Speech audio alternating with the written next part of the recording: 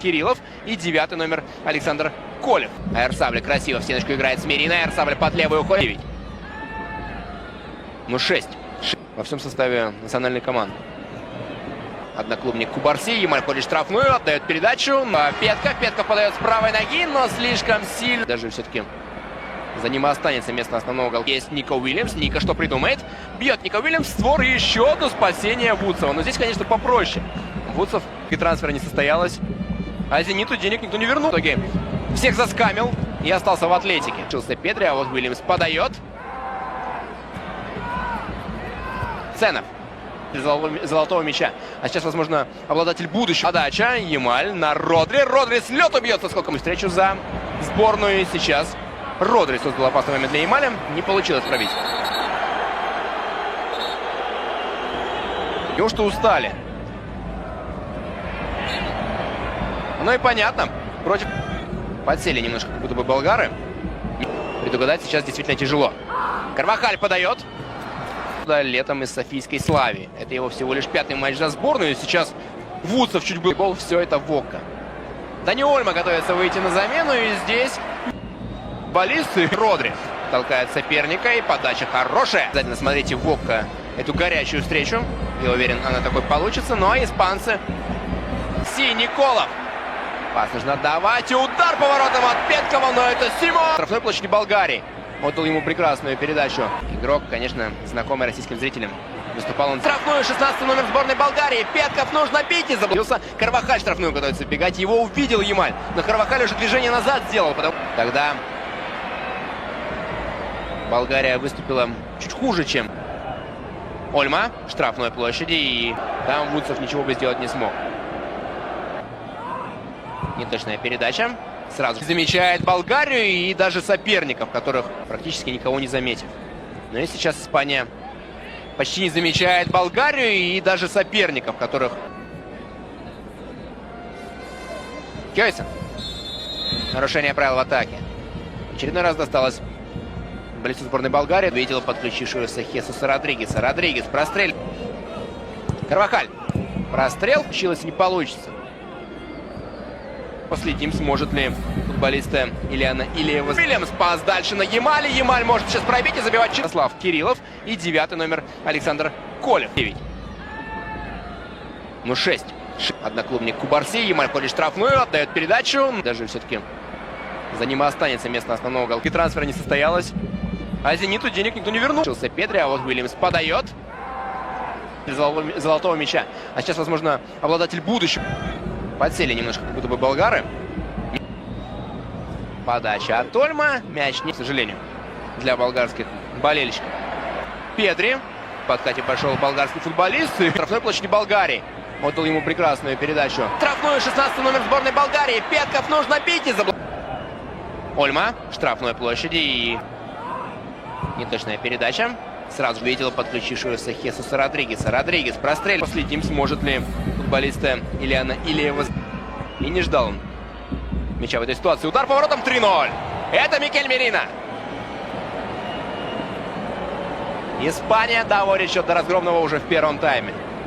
Но в принципе без неожиданности, да? Главная интрига за штрафную. Ламин подает с правой ноги. А там будет сегодня пытаться цементировать центр полузащиты болгарской команды. Недялкова.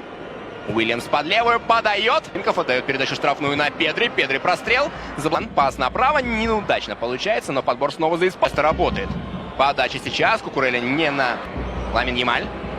Под левую убрал передачу штраф. Направо. Снова на Ямале. Снова точный пас касания. Ямаля не точную. Казалось бы, на Аэрсабля. Мяч у Педри. Выше. Здорово пропускал Аэрсабль, но не увидел, что партнер. Ну и обработка всегда тоже изящная. Пошел вперед Динали из самых громких клубов. Наверное, Кьева еще. 1-1 по корнерам. Подача высокая. Там Кирилла штрафной площадь соперника. Бить будет. Кириллов бьет и попадает в штраф. Могут меняться между собой и меняться с Вудсовым. Подача. Удар от Хёйсона. Мим. Ямаль штрафной. Ламин Ямаль. Нужно бить. Ямаль и не забивает. Неплохо. Кукурелли. Кукурелли штрафной. Удар поворотом и гол. 2-0. Все очень просто. Защитник Челси удваивает преимущество в счете. Великолепный раскатистый удар в дальний угол. И не справляется с ним Вудсов. Тащил. Голкипер сборной Болгарии. Да не вытащил в этом эпизоде. Марк Кукурелли. 2-0. Очередной мяч забивает крайний защитник сборной Испании. Прекрасный прошлый сезон на Колева. Колева завалили на газон, а потом он сделал то. Раскрывается арена, раскрывается и шумит. Вперед, но Педри выбрал другой вариант развития. И вот передача его 19 последних матчей в сборной. Это удар издалека может быть. Педри бьет, рикошет есть, угловой. Будто бы нарушал Димитров, но не замечает этого Иванович, потому что так вот Испания контролирует. Там как раз таки Кукурелли. И удар издалека выше. Это Петропора, он бить умеет. Поймал его режиссер, и Ямаль подает на ближнюю. Может сейчас пропустить третий. Подача. Сейчас Нюрнбергера. Сложно было даже сосчитать. Порра простреливает угловой. Забивать. Передача хорошая. Мерина. 4-0 Ямаль с мячом. А он отсюда и пробить может. Ямаль бьет по воротам. В 2019-м долго просто не играл. Ямаль, штрафной площади соперник. На ваших экранах подача. Передачу Педри. Педри не бьет. На замахе пытается убрать соперника. Хёйсен. Штрафную. Это Субименди. Мартин отдает передачу штрафную. Ямаля. Он вернулся на любимый для себя правый фланг. Закидывает в этом так. Доверяет Делафуэнте Аэрсабелю. Ну как можно не доверять футболисту, который чемпионами мира. И Ламин Ямаль ходит штрафную. Ламин подает с правой ноги. А Данков отдает передачу штрафную на Педри. Педри прострел. Заблоста работает. Подача сейчас. Кукурелли не направо. Снова на Ямале. Снова точный пас. Касание. Ямаля не... Из самых громких клубов, наверное, Киева. Еще Кирилла. Штрафной площадь соперника. Бить будет. Кириллов бьет. Попадает штраф. Ямаль штрафной. Ламин Ямаль. Нужно бить. Ямаль и не забивать. Болгарская команда остается в Лиге С. В Лиге Наций тяжело футболисту. Как будто бы свой удар всем видом показал, что будет бить. Очень даже легко после этой атаки. Давайте поговорим. Подача от Ямаля. Порра с правого фланга простреливает. Отличная передача. Скрывается арена. Раскрывается и шумит. За его 19 последних матчей в сборной. Так вот Испания контролирует. Может сейчас пропустить третий. Подача. Забивать. Передача хорошая. Мерина. 4-0. В 2019-м долго просто не играл. Ямаль, штрафной площади соперник. Передачу Педри. Педри не бьет. На замахе пытается убрать соперника. Это Have you ever noticed that every World Cup has one match everyone thinks is already over before it even begins? A game that looks completely predictable. A game where one team is expected to dominate. A game where the result seems obvious. And yet, those are often the matches that create the biggest surprises. That brings us to Spain versus Cape Verde. On one side, you have Spain, European champions, one of the most talented squads in world football. A team packed with world-class stars and considered one of the favorites to win the entire 2026 FIFA World Cup. On the other side, you have Cape Verde, a nation of just over 500,000 people, a country making its first ever appearance at a FIFA World Cup, a team that many casual football fans barely know. When people looked at this fixture, most immediately assumed one thing: Spain wins comfortably. End of story. But football has never been that simple, because World Cups are built on pressure,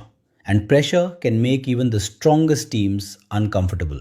Before we talk about Cape Verde, let's understand exactly why Spain are being talked about as genuine World Cup contenders. This isn't the Spain that won the World Cup in 2010, and it's not the Spain that disappointed in several recent tournaments. This version is different, more aggressive, more direct, more dangerous, and perhaps most importantly, more balanced. For years, Spain controlled possession better than almost anyone in football.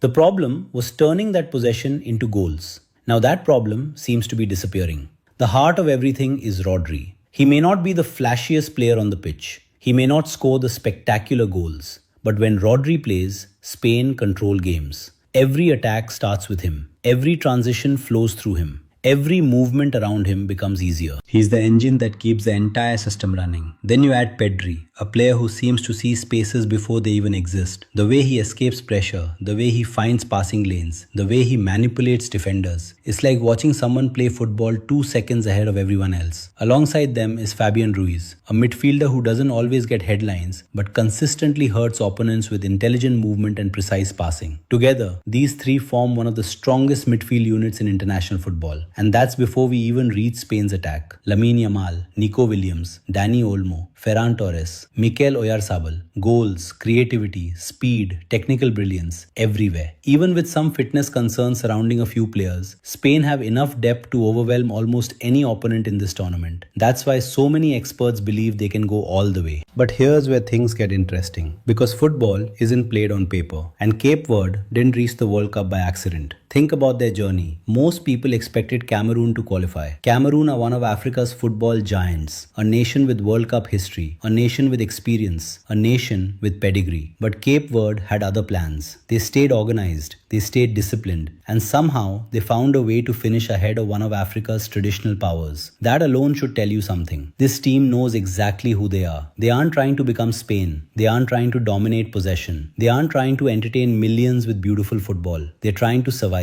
And sometimes survival is enough, because survival creates belief, and belief can be dangerous. Cape Verde understand that they probably won't have much of the ball. They understand Spain will control possession. They understand they'll spend long periods defending. So instead of fighting reality, they've embraced it.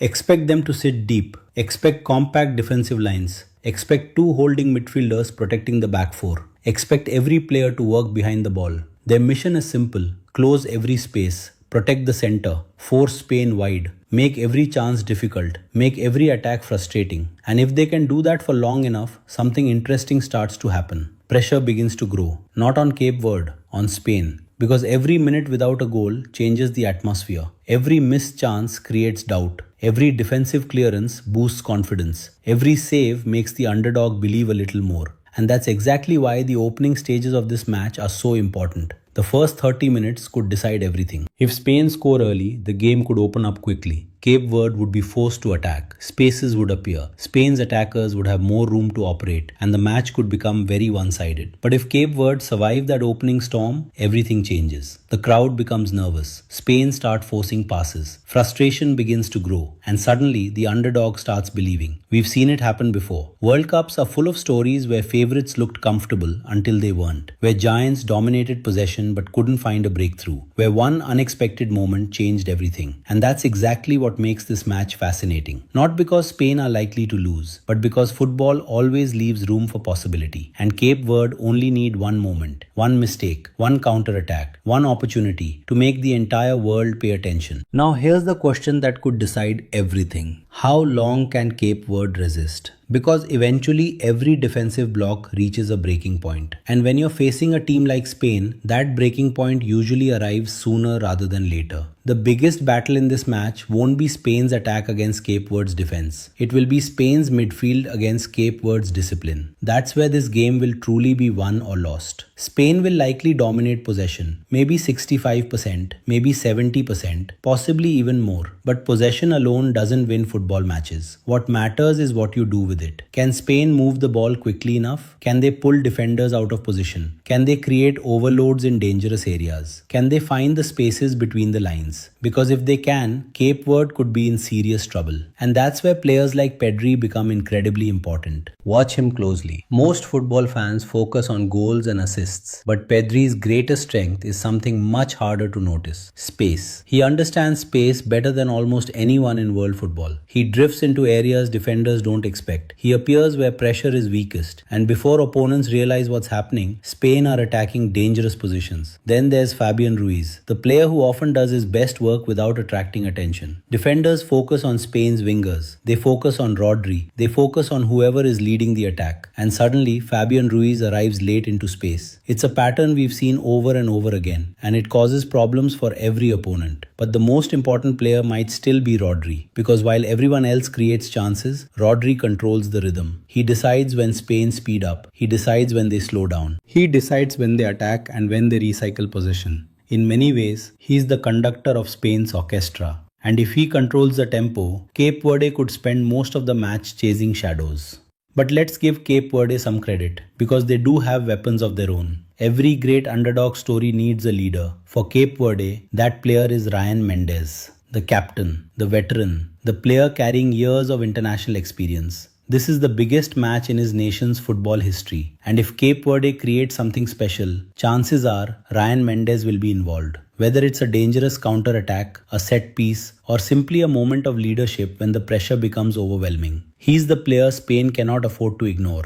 Then there's Logan Costa, arguably the most important player on Cape Verde's team sheet, because his job isn't just defending. His job is organization, communication, leadership, calmness. When Spain begin the endless waves of attacks, Costa will be responsible for holding everything together. And trust me, that's easier said than done. Because sooner or later, Spain's quality will test every defender on that pitch. But here's what makes World Cup special. Every tournament creates a new hero. Someone nobody expected. Someone whose life changes forever in a single match. Maybe it's a goalkeeper producing unbelievable saves. Maybe it's a defender making crucial blocks. Maybe it's a substitute scoring the goal that nobody saw coming. Every World Cup gives us moments like that, and maybe this match will too. So let's imagine three possible scenarios. Scenario number 1, the dream scenario for Cape Verde. Spain starts slowly. The defensive block works perfectly. The clock keeps ticking. The score remains level. Suddenly Spain become impatient. A mistake happens. Cape Verde launch a counter-attack. And somehow, against all expectations, they score first. Now everything changes. The pressure explodes. Spain panic. The crowd senses a shock. And Cape Verde start believing that history is possible. That's the scenario every underdog dreams about. Scenario number 2. Spain score early, very early, maybe within the opening 15 or 20 minutes. Now Cape Verde have no choice. They must come forward. They must take risks. They must leave spaces behind. And that's exactly what Spain want. Because once those spaces appear, the match can quickly become one-way traffic. 2 goals, 3 goals, maybe even more. This is the scenario most football analysts expect. But then there's scenario number 3, the one I think is most likely. Cape Verde compete. They stay organized. They frustrate Spain for long periods. They defend bravely. They make life difficult for a while.